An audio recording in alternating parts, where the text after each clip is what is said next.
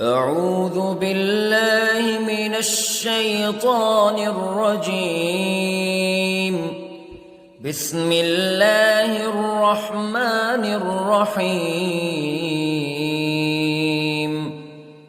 الرحمن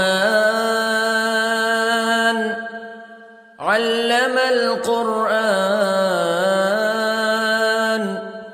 خلق الإنسان علمه البيان.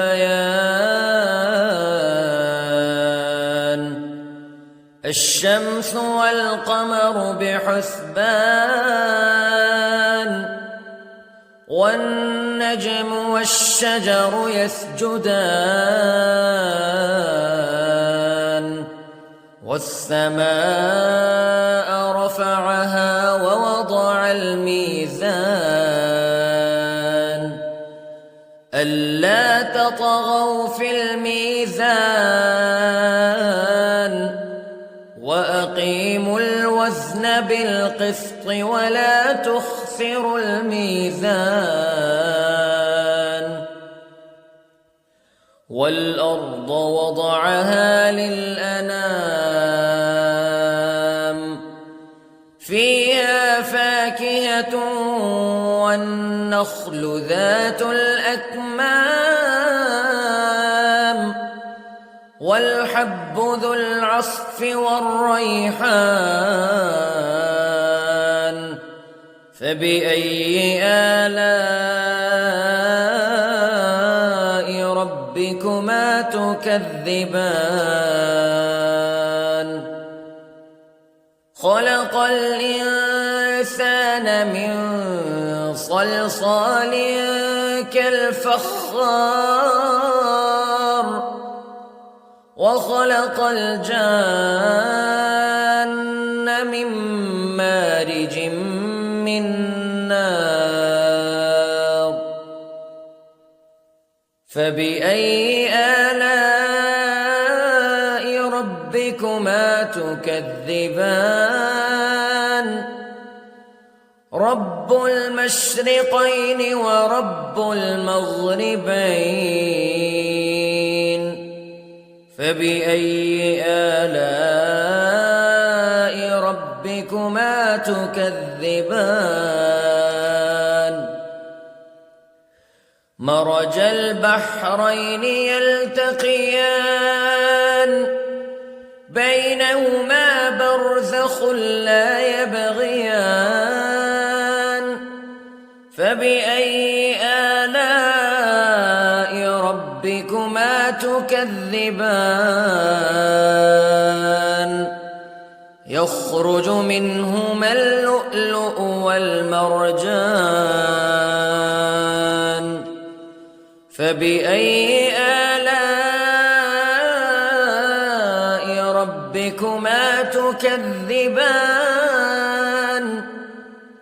وله الجوار المنشآت في البحر كالأعلام فبأي آلاء ربكما تكذبان. كل من عليها فان ويبقى وجه ربك ذو الجلال والإكرام فبأي آلاء ربكما تكذبان.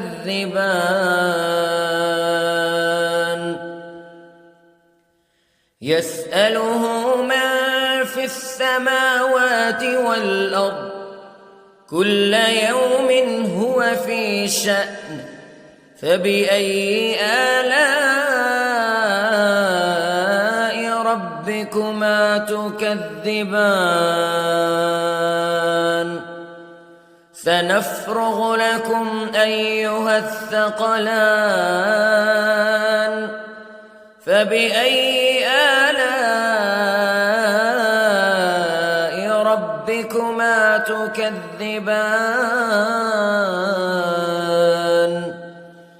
يا معشر الجن والإنس استطعتم أن تنفذوا من أقطار السماوات والأرض فانفذوا لا تنفذون إلا بسلطان فبأي آلاء ربكما تكذبان يرسل عليكما شواظ من نار ونحاس فلا تنتصران فبأي آلاء ربكما تكذبان فإذا انشقت السماء فكانت وردة كالدهان فبأي آلاء ربكما تكذبان فيومئذ لا يسأل عن ذنبه إنس ولا جان فبأي آلاء ربكما تكذبان يعرف المجرمون بسيماهم فيؤخذ بالنواصي والأقدام فبأي آلاء ربكما تكذبان هذه جهنم التي يكذب بها المجرمون يطوفون بينها وبين حميم آن فبأي آلاء ربكما تكذبان ولمن خاف مقام ربه جنتان فبأي آلاء ربكما تكذبان ذواتا أفنان فبأي آلاء ربكما تكذبان فيهما عينان تجريان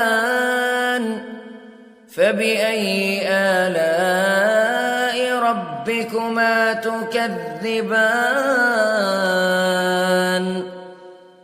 فيهما من كل فاكهة زوجان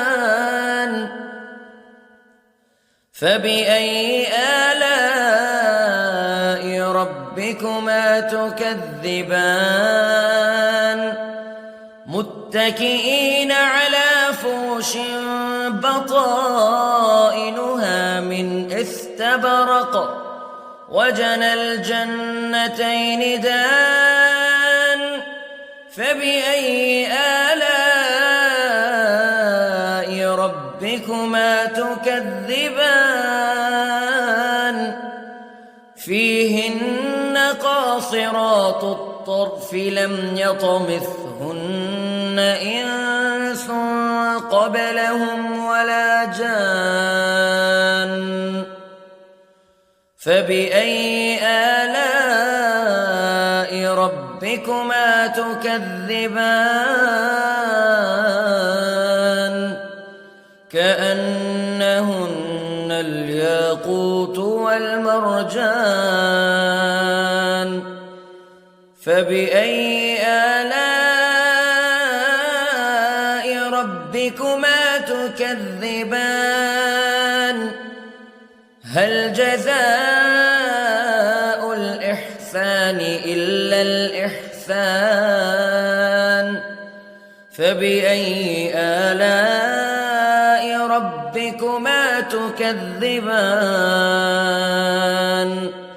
ومن دونهما جنتان فبأي آلاء ربكما تكذبان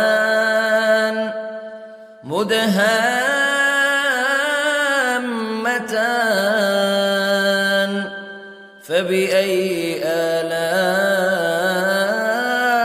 ربكما تكذبان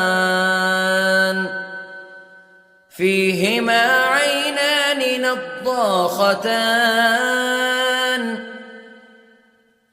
فبأي آلاء ربكما تكذبان فيهما فاكهة ونخل ورمان فبأي آلاء ربكما تكذبان فيهن خيرات حسان فبأي آلاء ربكما تكذبان حور مقصورات في الخيام فبأي آلاء ربكما تكذبان